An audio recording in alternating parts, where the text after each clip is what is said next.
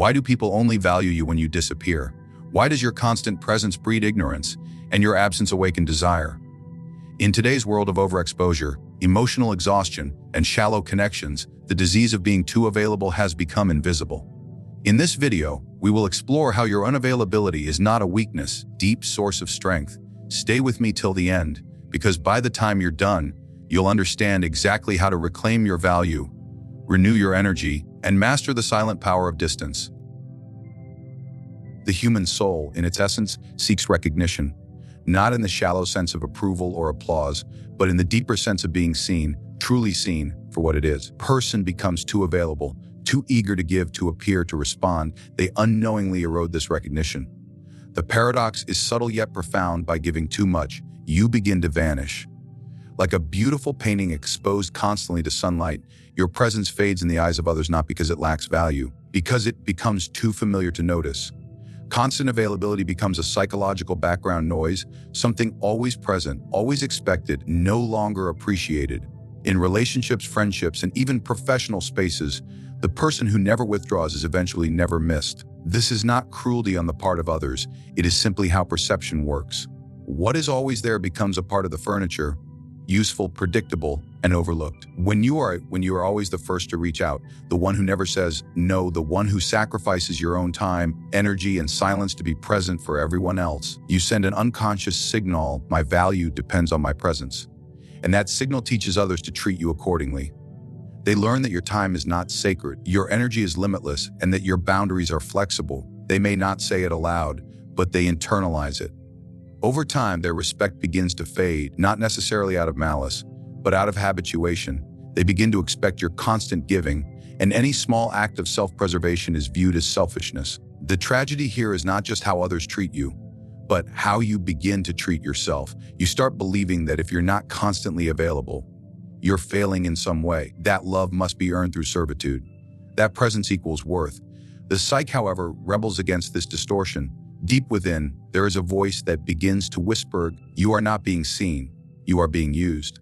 That whisper, when ignored, turns into emotional exhaustion, anxiety, and even resentment. You begin to feel hollow after interactions. You begin to dread the same people you once joyfully gave to. And still, you keep showing up, hoping that your continued presence will eventually earn you the recognition you crave.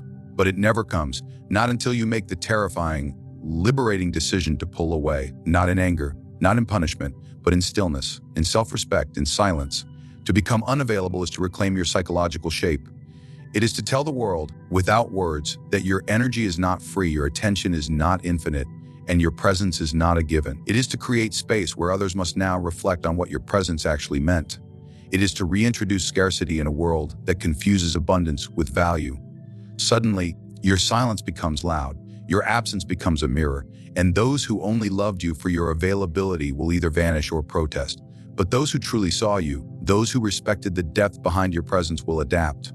They will wait, they will reflect, and they will return, not to consume you, but to connect with you. And in that process, you begin to transform. You start to feel the slow return of your own thoughts, your own rhythm, your own boundaries. You start to notice who you are when you are not constantly reacting. When you no longer feel compelled to answer every message, attend every event, or absorb every emotion, you discover a hidden power and the ability to be whole within yourself. This wholeness is not coldness.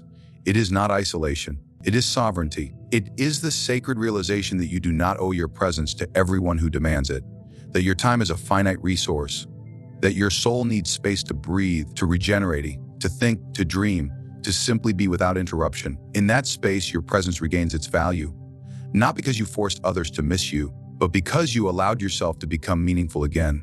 Not through endless access, but through conscious distance. The illusion of closeness is one of the most subtle traps in the human psyche. People often believe that proximity breeds connection, that if you are always near, always listening, always responding, you are cultivating something genuine and enduring. But in truth, connection without depth is simply noise, and availability without boundaries becomes a mask that hides your authentic self. The more you give with pause, the less others truly feel your presence. It's a paradox. In trying to be everything to everyone, you become nothing to yourself. Over-availability doesn't create intimacy, it dilutes it. The self that bends for all slowly disappears, not only from the eyes of others, but from your own sense of being. When you are constantly reachable, constantly visible, you no longer carry the mystery that invites respect. Instead of being perceived as a whole individual with an inner life, you are experienced as an extension of others' desires. They no longer ask, "How are you?" because they assume you are always functioning. They no longer appreciate your effort because you've made it effortless to them. And in this dynamic, emotional exploitation is rarely loud or aggressive. It is quiet, cumulative, and devastating. It creeps in when people stop noticing your fatigue, when they take your empathy as entitlement, when your sacrifices become expectations. This is not always their fault. It is the structure you unconsciously agreed to. By making yourself always available, you train the world not to value your absence. True connection cannot thrive in a space where the self has been abandoned. Emotional availability must be rooted in discernment, not desperation. Otherwise, your kindness becomes a currency others spend freely. The more you try to maintain peace by showing up for everyone, the more internal conflict you invite. A person who has no boundary eventually becomes resentful, and that resentment poisons all they give. You may still smile, you may still listen, but inside you begin to vanish. You no longer recognize the person looking back at you in the mirror. You become an echo of other people's expectations. You perform roles rather than living truth, and the soul, which longs to be integrated and whole, begins to fracture. It starts to scream in silence, begging you to step back, to become unavailable. Not out of spite, but out of necessity. Withdrawal is not rejection. It is remembrance. It is an act of self-alignment. It is where you begin to reclaim the pieces of yourself scattered across 1,000 empty interactions. When you retreat, you begin to feel what it means to inhabit your own body, to hear your own thoughts, to touch your own emotions without filtering them through the needs of others. You remember the taste of solitude, which is not loneliness, sovereignty. In this quiet space, the mask of availability begins to slip away, revealing a more authentic, more grounded version of yourself. And this version is not constantly reachable because it is constantly becoming. It understands that transformation requires stillness. That presence requires absence. That love, in its highest form, is not performance. It is presence rooted in authenticity. The paradox is that the more you pull away with intention, the more powerful your presence becomes. People begin to feel the weight of your silence. Your words carry more meaning. Your actions feel deliberate rather than reactive. You become unpredictable in the most meaningful way.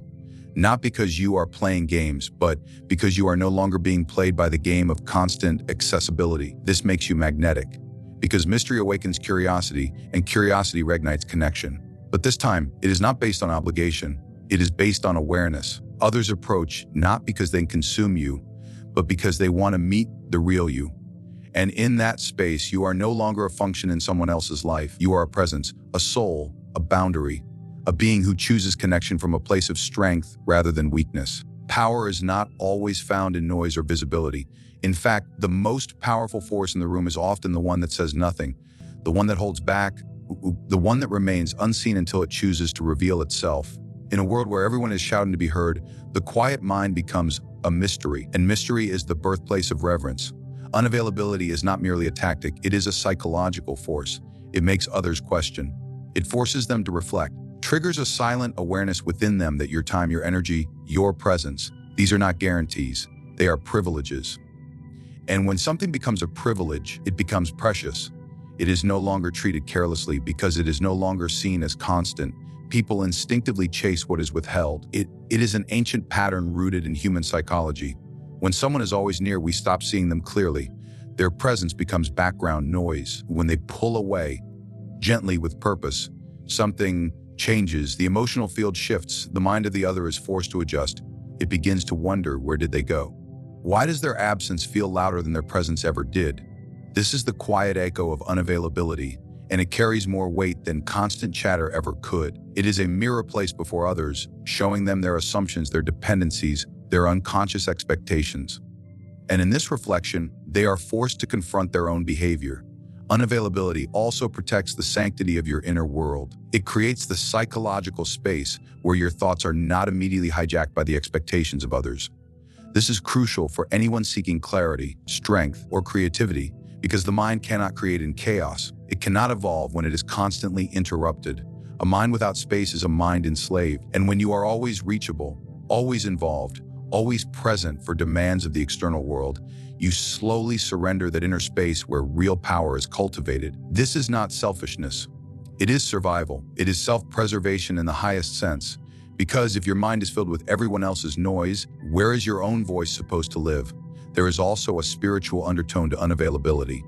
It becomes a ritual of containment. Energy is no longer leaked into every passing interaction. Instead, it is harnessed, refined, and directed inward. From this inner center, you begin to feel more rooted. Your emotions are no longer flailing in the winds of other people's moods. You respond rather than react. You observe rather than absorb. And in this state, your presence begins to transform. It becomes weighty. People sense it without knowing why. They may say you have changed, that you are different now. What they are really sensing is that you are no longer accessible in the same way. You are no longer participating in dynamics that once drained you. You have stepped back, not to vanish, but to return to yourself. Unavailability also demands that others take responsibility for their own emotional terrain. When you are no longer always there to soothe, to fix, to absorb, people are left to sit with their own discomfort. This is where growth begins. Not just for you, but for them. Your distance becomes the pressure they need to finally look inward. This is one of the most unspoken gifts of healthy detachment. It transforms not only your life, the lives of those around you. But this only happens when your absence is intentional, not avoidant. When it comes from awareness, not bitterness, then your silence becomes a teacher. Your unavailability becomes a lesson in value, boundaries, and self-respect. Must be understood that true influence is not measured by how often you show up, but by the impact you make when you do. When your time is no longer easily given, it becomes more meaningful. When your presence is no longer constant, it becomes sacred. This creates a gravitational pull around you, not because you are trying to be admired, because you are being authentic. And authenticity combined with boundaries is irresistible.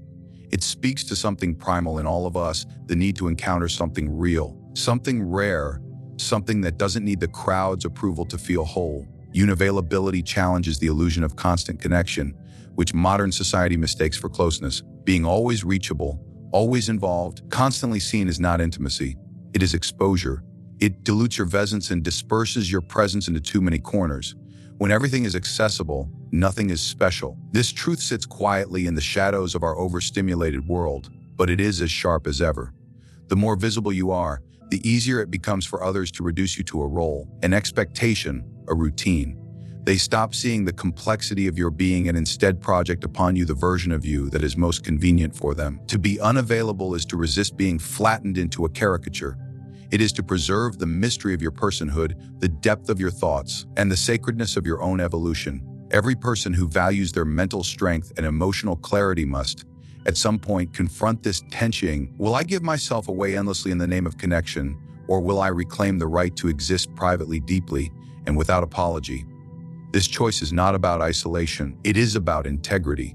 When you become more unavailable, you begin to notice who truly respects you versus who only benefits from your accessibility. You begin to differentiate between those who understand your worth and those who have only ever consumed it. These revelations are uncomfortable, but they are vital, because if everyone has access to you, then no one truly experiences you. You become part of the background, not because you lack value, because you've given your presence so freely that its weight has been forgotten. In choosing to be less available, you do not become cruel. You become discerning. You begin to reserve your energy for that which nourishes your soul rather than drains it. You stop performing kindness as a survival strategy. You stop rescuing others in an attempt to feel necessary. Instead, you begin to act from alignment principle, from quiet strength. And with this shift, your life begins to change. People may grow frustrated or even accuse you of arrogance, but what they're really reacting to is your refusal to be used unconsciously. Their comfort relied on your compliance. Your silence now disturbs them, not because it is harmful, but because it forces them to examine their own emptiness. Unavailability reveals the true dynamics in your relationships. When you stop responding immediately, who waits with patience, and who punishes you with withdrawal. When you say no, who respects your boundary, and who shames you for it. These patterns do not lie. They expose the contracts, spoken and unspoken, that have governed your interactions. When you no longer fulfill those contracts blindly, you free yourself to renegotiate your place in the world. And often you discover that you've been giving more than you realized, while receiving far less than you deserve. This is not a reason for bitterness. It is a catalyst for balance. You cannot serve others truthfully if your soul is starving for space. You cannot love deeply if your presence is diluted across dozens of shallow exchanges. To be unavailable is to trust that your worth does not decrease in your absence. In fact, often increases. People begin to feel the cost of not having you around, and in that space a new respect is born, not only from others but from within yourself. You begin to sense the gravity of your own being. You realize that your time is not something to be begged for, bargained over, or sacrificed to the demands of chaos. It is a sacred resource meant to be offered in alignment with your highest self, and only those who see it as such are worthy of sharing it. There is a kind of beauty that only emerges in the unseen. The most powerful seeds grow in the darkness. The most profound transformations happen away from the gaze of the crowd. Unavailability is not about hiding. It is about maturing in silence. It is about knowing that you do not need to prove your presence to validate your power. Your absence, when intentional and rooted in self-respect, speaks volumes. It teaches others how to treat you without a single word. It guards your mind, your energy, your inner life from erosion. It allows you to become someone who no longer chases the light of others, but instead radiates from within. True power is not demonstrated by presence alone, but by the control over one's presence. The ability to walk away, to disappear, to withhold yourself without guilt is one of the highest forms of self-mastery. In a world that rewards constant availability, becoming unavailable is an act of defiance, a radical declaration that your life is not up for public consumption. This is not about arrogance or detachment for its own sake. It is about realizing that constant exposure dilutes your psychological resilience. When you are always present, you begin to serve the agendas of others rather than your own purpose. And when others feel entitled to your time, your thoughts, your energy, they stop recognizing the cost of that access. Unavailability forces a recalibration. It commands that people pause and question what it means to truly deserve your presence. The unavailable person is not weak. They are not aloof out of fear. They have simply reached a point where they understand the emotional economics of their existence. Every interaction costs something: attention, energy, mental clarity. The wise individual begins to realize that not every cost is worth paying.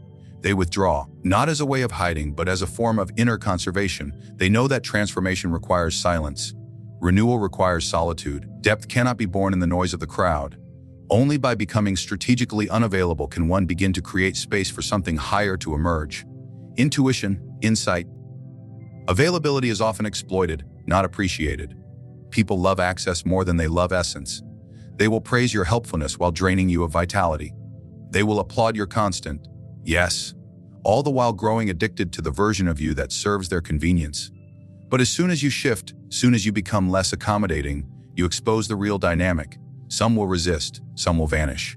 But the ones who stay, the ones who adjust, they're the ones who see your unavailability not as a threat, but as a boundary that protects the integrity of your being. These are the relationships worth cultivating.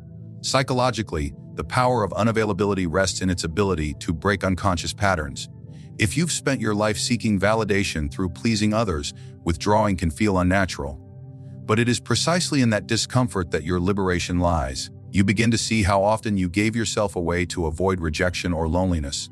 You realize that your need to be available was rooted in fear, not love. And when you break that pattern, when you stop running toward every cry for attention, you start building a self that is not dependent on being needed. This self is quieter, more focused, more whole. It no longer needs the mirror of others to see its reflection. Power in its truest form is not loud. It is still. It is the strength to choose solitude over spectacle.